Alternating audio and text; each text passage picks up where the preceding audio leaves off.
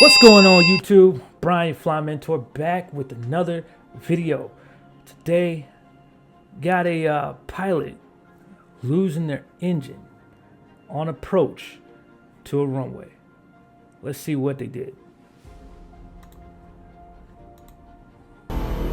Concord Tower, Cessna 117 Tango Sierra, about 9 miles.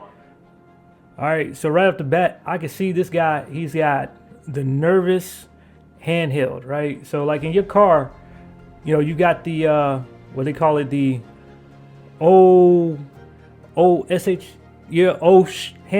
You know, you got the O handle in the car, you know, you can just like hold on to it, you know, whether you're driving or riding passenger. But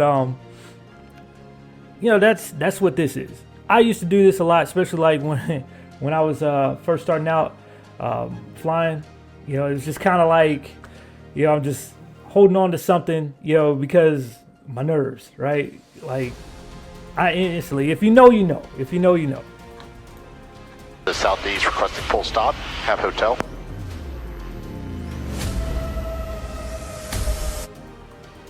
Woo! RPM dropping off like that instant drop off, and you didn't pull the power back. You know, you got the RPM falling off like that, and it's the feeling, right? Like, so when that happens, like, you immediately just like pop your head up and like you look at the engine, you know, then you like start looking at your like engine gauges, like, man, what's going on? Yeah, that thing is falling all the way down.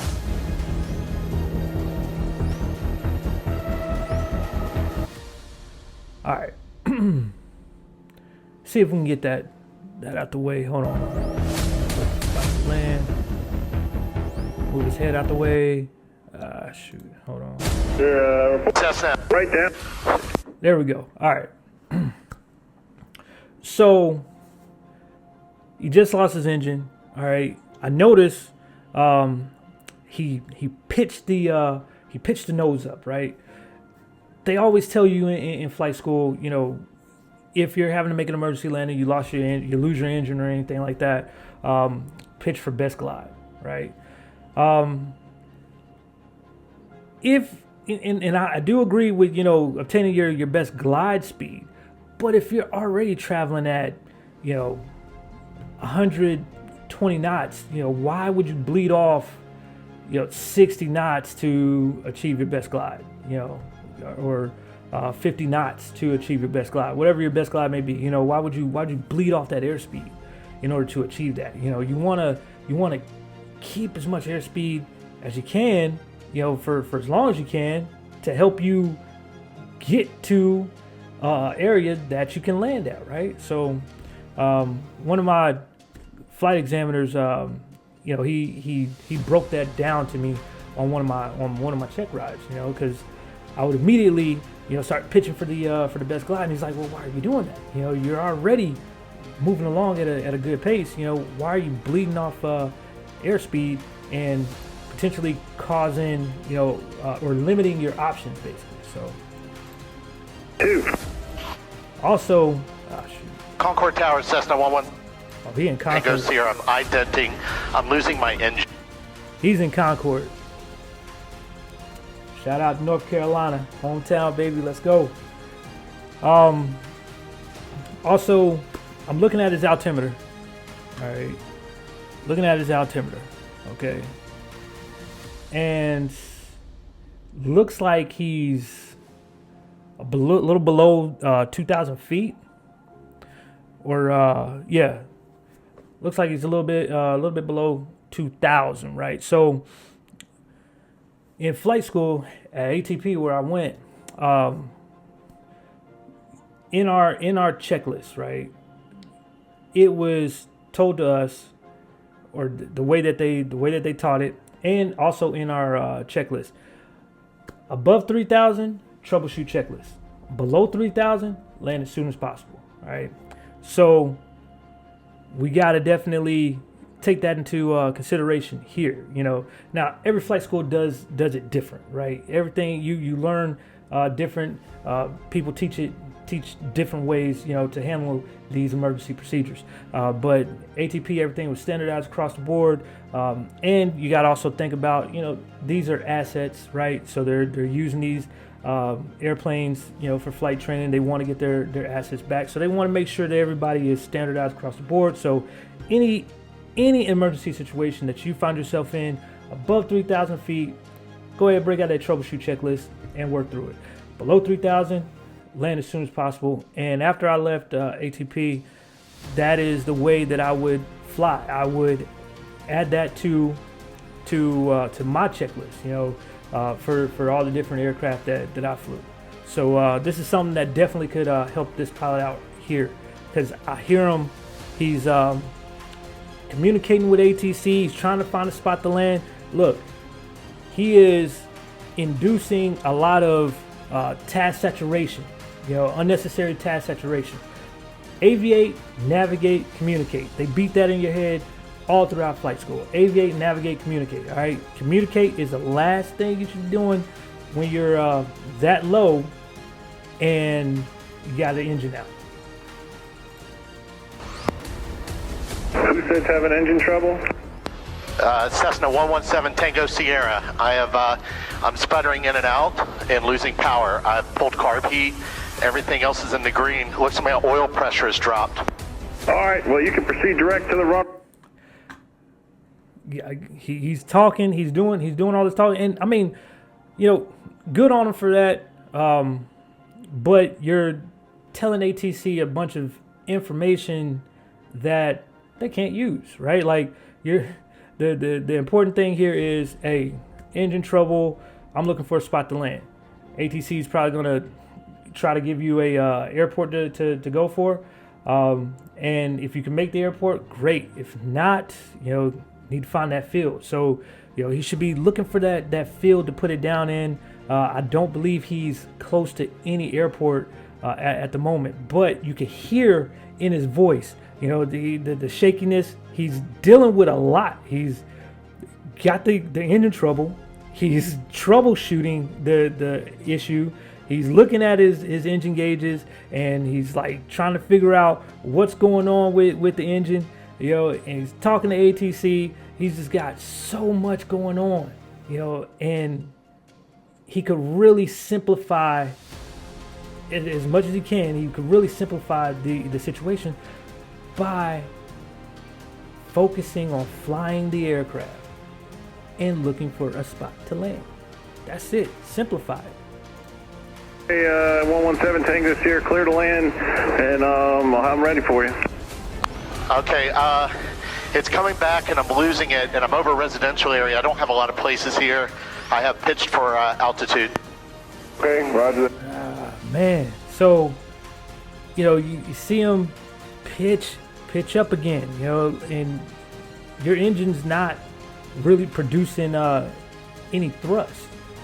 So now you're bleeding off that much needed airspeed to get you over these trees, to get you to a field. These are some things that you're gonna have to be thinking about. And he's thinking about talking to ATC. He's thinking about troubleshooting this. He's thinking about he's flying over a residential area. He's thinking about, okay, where's the open field? He's got a lot going on.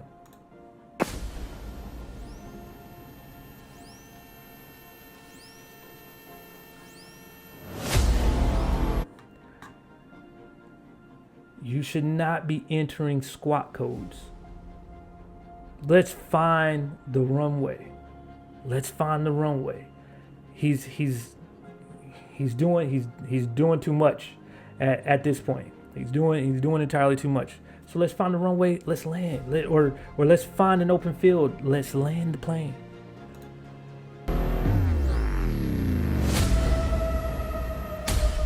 I have lost 4 engine power.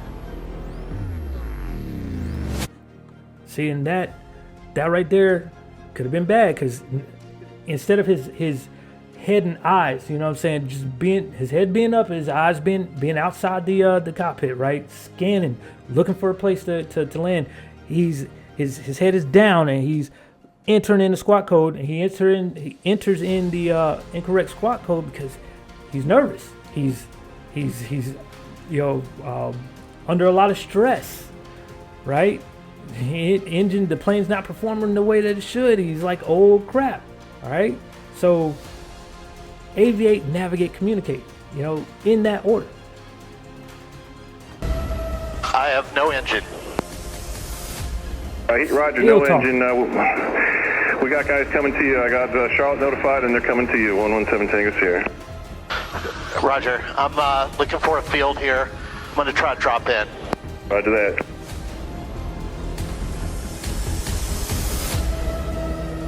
Lucky for him that the field was right there.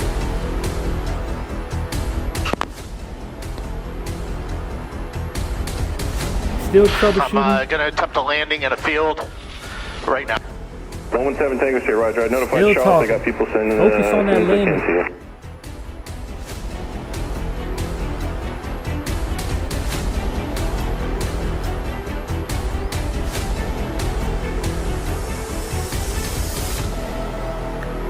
I have touchdown. Good stuff. Good stuff. Holy shit. I'll say.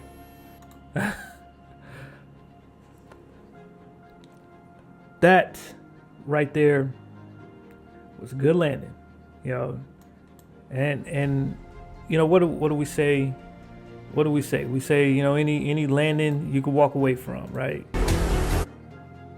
Any landing you can walk away from, right?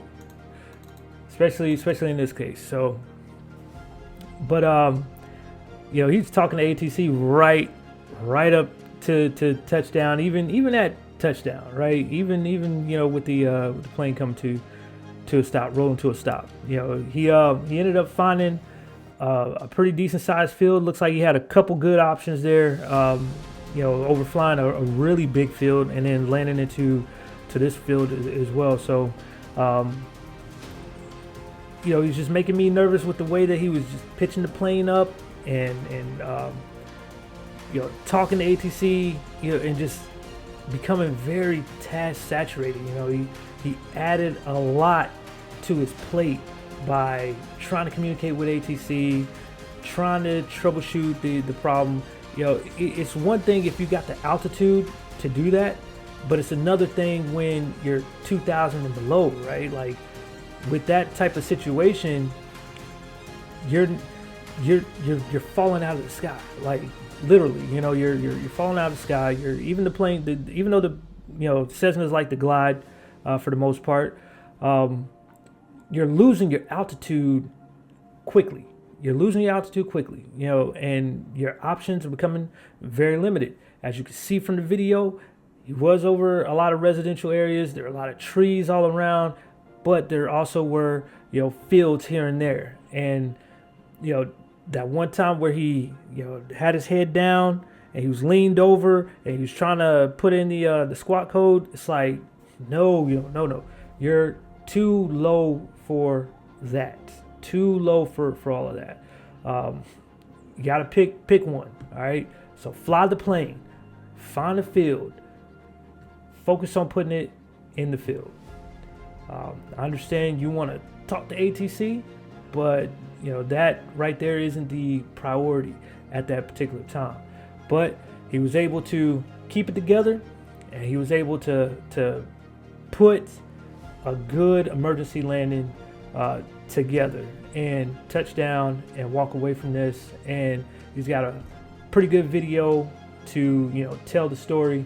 And I'm glad he made it out okay. And he wasn't injured in any kind of way. And the aircraft, looks like you can use it again. He didn't bring it back, just in one piece. He brought it back, to all together. So, hey, shout out to that pilot. This is definitely a good stepping stone for you and a good learning experience for you. And go ahead, like, share, subscribe, and I'll catch you on the next one.